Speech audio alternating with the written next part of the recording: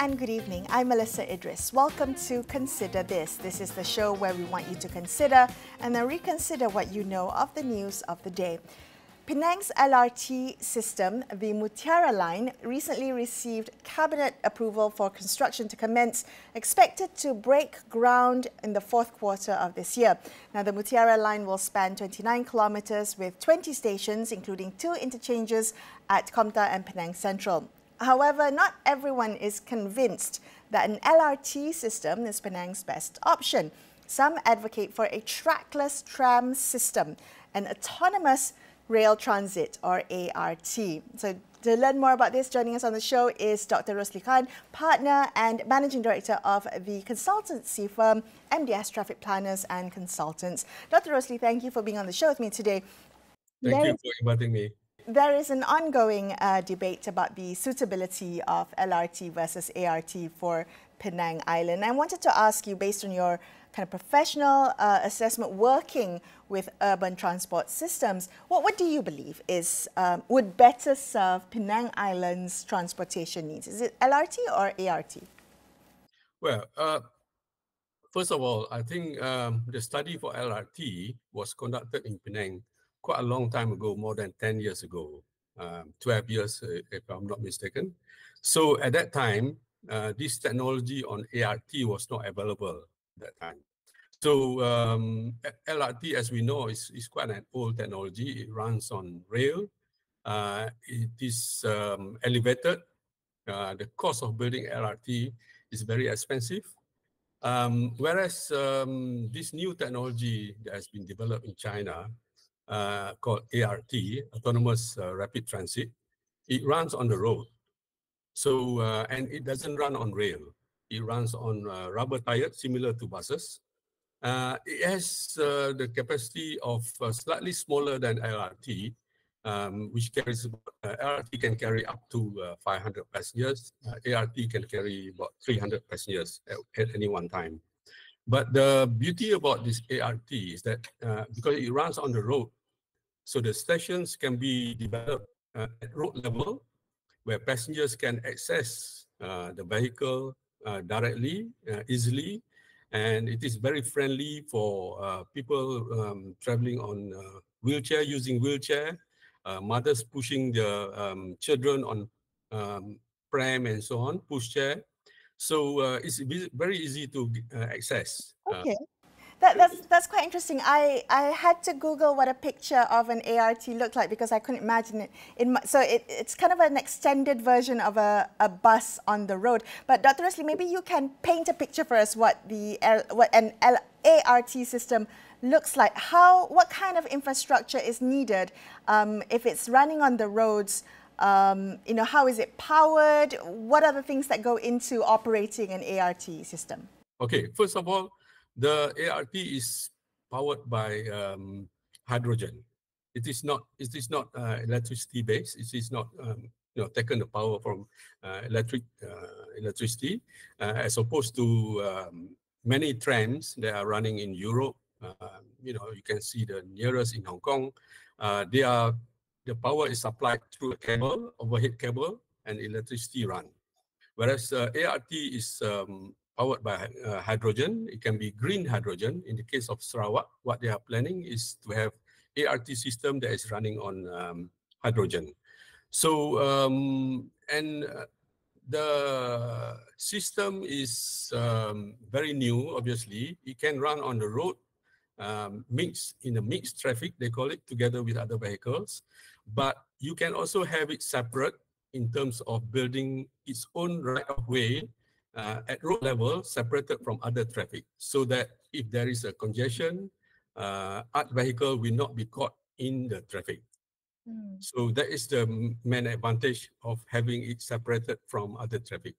It makes it more efficient.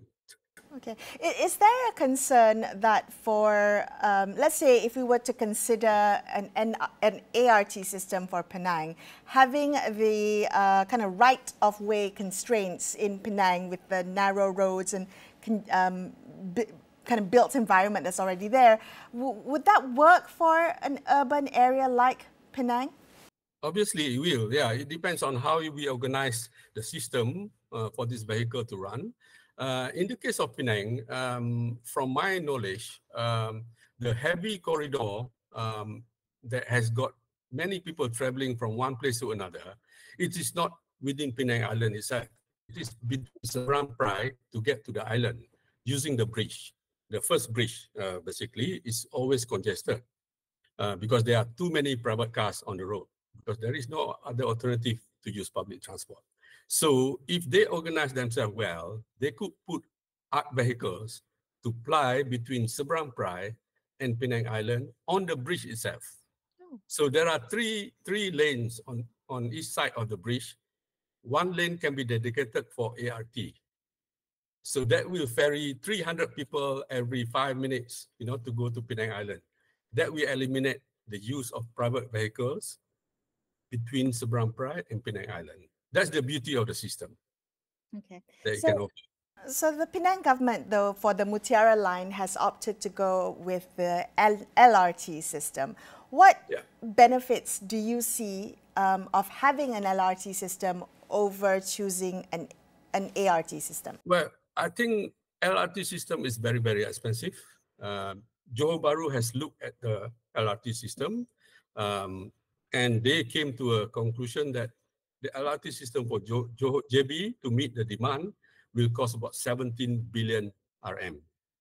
When they look at ART to serve similar areas, similar capability, everything is the same, it would cost them only 7 billion, a saving of 10 billion, right? So it's the cost factor that is affecting the choice of the mode between LRT and ART.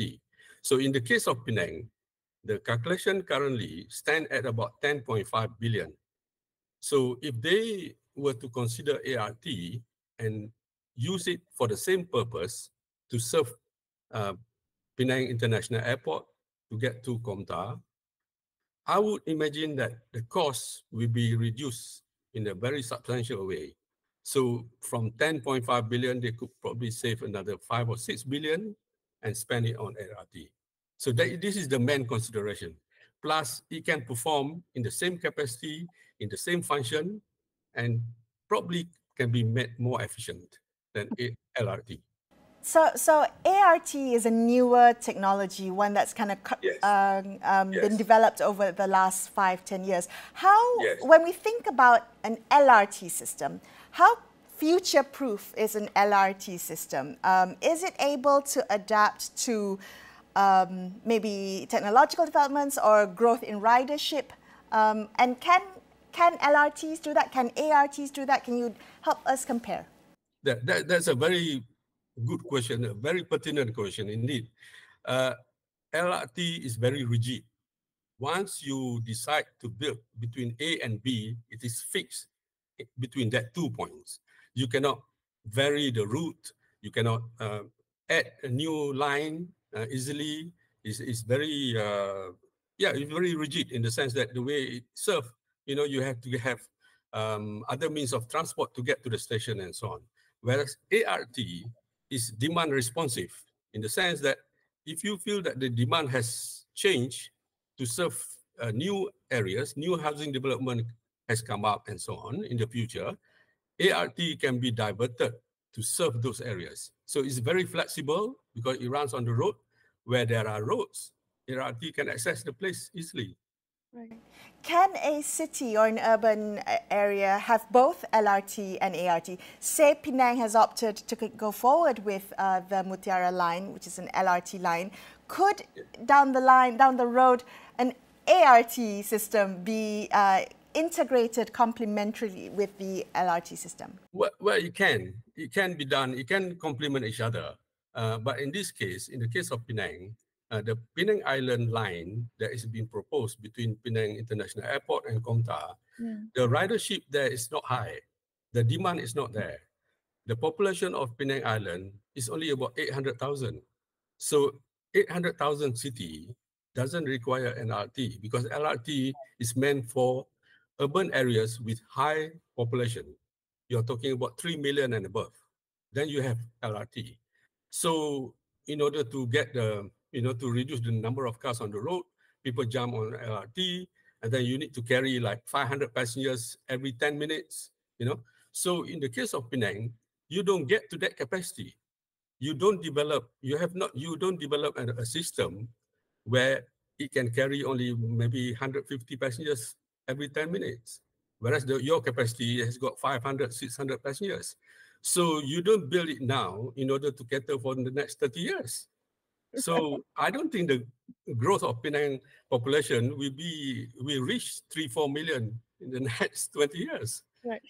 I do have to ask you, just how important is reaching this kind of projected ridership when it comes to public transport? I mean, there are those who will argue that this is a public service, it's for the greater good, and that it's not a purely commercial, for-profit proposition. How would you respond to that? I agree. I agree. Every public transport system must be affordable, must be high in coverage, must be accessible by all. We should give them the choice. The first choice should be public transport. But if they choose to use their private cars to get from A to B, that is their choice. But the public transport has to be funded by public fund, and it should be made accessible to all. In some countries, they even make it free, for people to use, because they don't want the private cars, because private cars cost a lot of fund to build the highways, to build the parking spot, even if they are toll and so on. It's very costly to continue in living in urban area with private cars. So public form of transport is the next choice.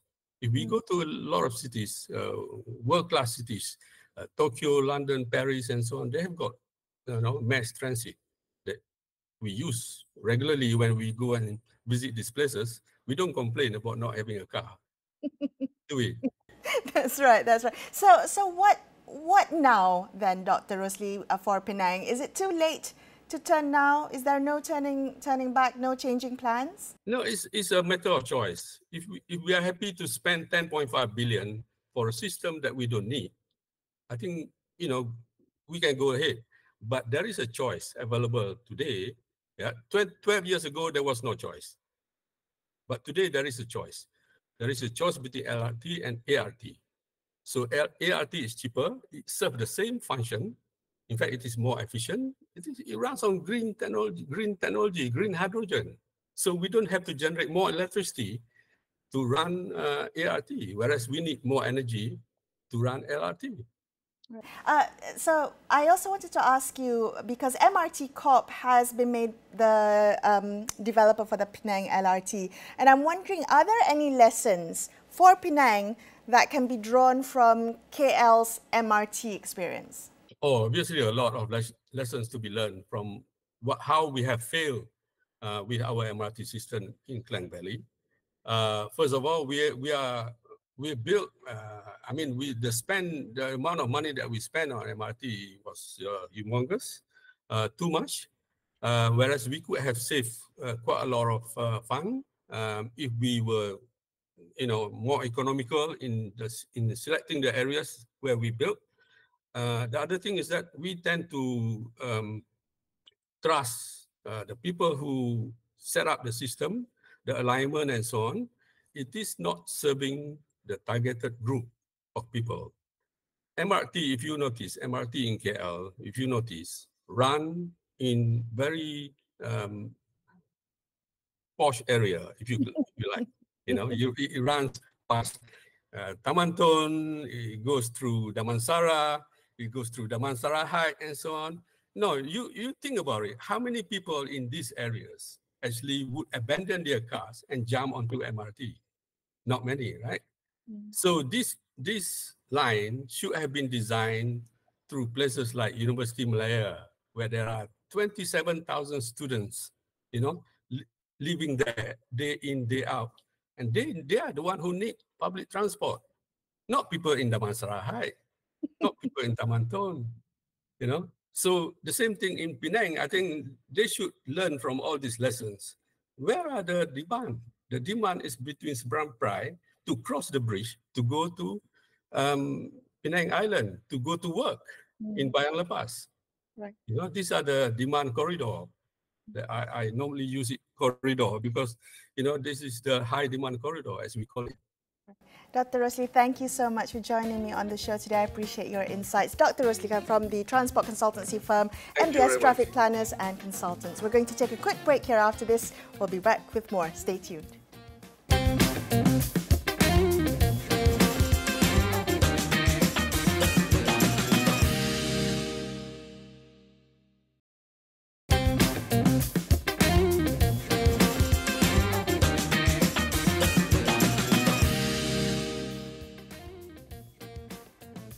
Hi, welcome back to Consider This. I'm Melisa Idris. Let's continue our discussion about Penang's LRT system, the Mutiara Line, which recently received cabinet approval for construction to commence at the end of the year. Joining us now is Zairil Khir Johari, who is Penang State Government Exco member for Infrastructure, Transport and Digital. Zairil, thank you so much for being on the show with me today. I want to begin our conversation maybe by getting you to address some of the calls by civil society groups and transport experts who have argued that a trackless tram system, or ART, would be a better option for Penang Island as compared to LRT. Now, I'm wondering, what do you make of these calls to consider an ART system? Hi, Melissa. Thanks very much for having me on again. I've read some of these articles that they've written. I've seen their arguments. To be honest, I'm a bit surprised they haven't joined any political parties because their sensationalism can rival any politician. But unfortunately, some of the numbers that they use to back their assertions are a bit off. They're actually way off, in terms of cost, in terms of, I think they spoke of annual losses of amounting up to like 600 million ringgit if we use the LRT and so on and so forth. So I'm not sure the basis for their numbers. However, I'm happy to talk about the LRT project as well as the ART that they are proposing. I mean, first of all, I know they are using Kuching as an example of a state that's implementing, or rather a city that's implementing ART. But can you really compare Kuching with Penang? Kuching has a population of 500,000 people. It's a small city. It's pretty dispersed, which is why they would need a good urban rail transit system that is light capacity, that is low capacity. But in the case of Penang, we're talking about a daytime population of more than 2 million people. Why do I specifically say daytime population? Because we have lots of people from out of state who come to Penang every day to work, right? And so the LRT system that we're building is meant to cater for that as well, because we're building a line not only for Penang Island, but it will cross the channel and connect to the existing national rail network in Penang Central. So the ART that they're talking about is I think first of all, it would be, it would be good to understand the terms that are being tossed around, right? So what is exactly an LRT? The truth is, an LRT is a subset of urban rail transit systems. So you've got sort of high capacity systems, medium capacity systems, low capacity systems. So LRT refers to low to medium capacity systems. However, there are many, many kinds of LRTs out there. So I think the part of the problem is that when people think of Penang LRT, they're thinking of Klanajaya Line. It's actually not at all going to be similar. Oh. Absolutely, absolutely. So LRT has actually a spectrum of systems that are part of what you define as light rail transit systems. So an ART actually is a form of LRT. So is a tram. So is an LRV. So is an APM. So is an AGT. I can go on and on. Yes, Zairil, so what kind of LRT system is Penang considering then? Yeah, exactly. So, the problem is they've gone on this big assumption that we're going to use the KL LRT system. So that's not true. The KL LRT system is actually a medium capacity system. That's like something for 15 to 30,000 passengers per hour per direction. That's really high capacity. obviously, Penang does not have the kind of ridership to justify having the Kelana Jaya line in Penang. In fact, when you look at the big LRT in KL, these are systems that, weigh up to 14 to 17 tons axle load. The system that we're looking at in Penang is something between 9 to 11 tons axle load, which with a carrying capacity of 3,000, scalable up to a maximum of 15,000 passengers per hour per direction. So a low to medium capacity system. And what form it eventually will take, it depends on the tender that will be conducted by MRT Corporation. So when they conduct the tender, there will be various system providers that will obviously participate. So maybe ARTs will participate, maybe RRTs will participate, trams will participate, and then we'll choose the best system to suit Penang based on ridership, based on the geographical, because obviously Penang, you've got to maneuver certain corners and so on. So you need a system that is maneuverable, that has a turning radius, that will suit our needs, that is able to do how do you say maneuver slopes as well, because we'll also have to bring the train over to the mainland, and then there are some obviously gradients that will have to be satisfied as well. But so the Penang state government is set though on having an elevated rail system. Is that what I'm hearing? Okay. Absolutely. I think that's the first thing that we decided, simply because of the space constraints. I think anyone who is familiar with Penang knows we have very limited space as it is. The roads are already narrow. We don't have sort of huge highways like KL people are used to. So I think to take up half the road for a train, it's not going to be very acceptable to almost everyone in Penang. So having an elevated system will solve obviously this problem. And if you were to have a at-grade system, how are you going to bring the ART over to the mainland? That's the next question. You still need to construct a bridge. So whatever cost that they're using is not even taking into consideration the need for a new rail bridge. The transport expert that I spoke to earlier in the show said that there's a possibility of using ART to connect the mainland with the island using the bridge, because he reckons it's possible. Would you consider that opinion? We have this before. And to be honest with you, I have personally visited the ART manufacturers. We gave it a go. We did try to do the numbers. It just doesn't work. However, they may still participate in the tender, and maybe, and this was a few years ago, so, they may have updated their systems, they might have new ideas to make it work, in which case, we welcome any kind of system provider to participate as long as they meet the requirements. Zairil, sorry to interrupt you. That visit that you were talking about to the ART manufacturer, so this was in 2019, and so Penang Forum actually said that there's been no public account of what was learned on that study mission, and what made the state government decide not to adopt ART following that visit. Can you shed some light on what happened there? Can you clarify? The state government is not deciding anything, as it's not even our project now. It's been taken over by the Ministry of Transport, and the project owner is currently MRT Corporation. So all decisions will be made by the federal government. So the state government is in no position to decide on the system. However, what I can share is that when we looked at the ART, it's a great system.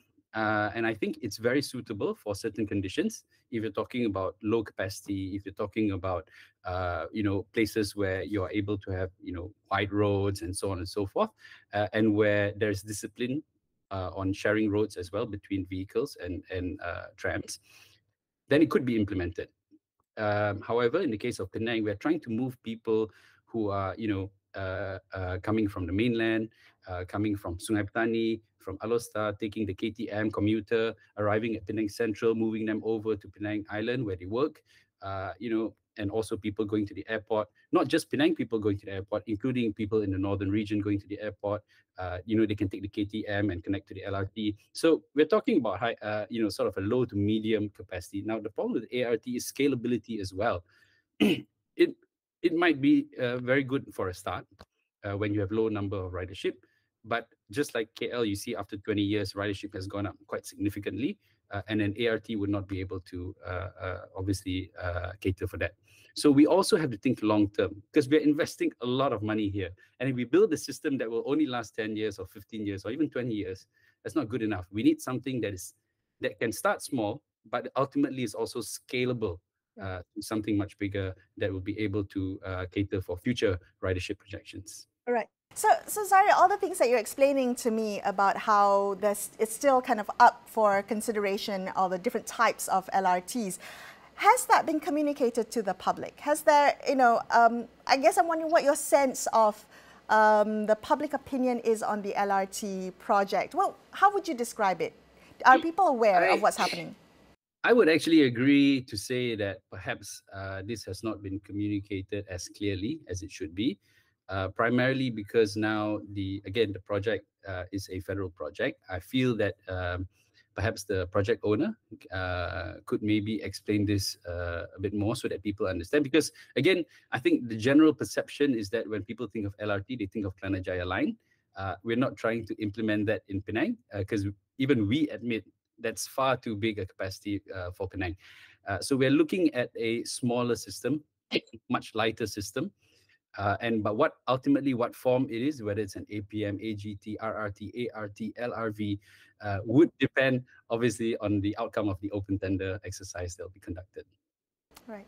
Zairil, thank you so much for sharing your insights and explanations with us. We appreciate your time. Zairil Khir Johari there, wrapping up this episode of Consider This. I'm Melisa Idris, signing off for the evening. Thank you so much for watching, and good night.